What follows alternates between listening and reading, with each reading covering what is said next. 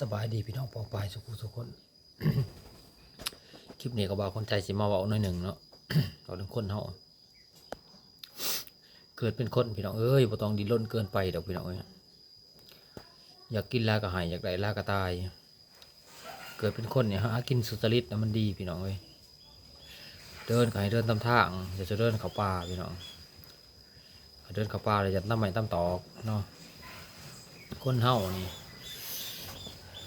อายุก็บ่ได้หลายเด้อพี่น้องบ่ถึง100ประมาณ70-80 ปีนี่ก็ถือว่าคนเฮานี่30-60 ปีนี่ก็เฮ็ดหยังบ่ได้แล้วแห้งรุดเลย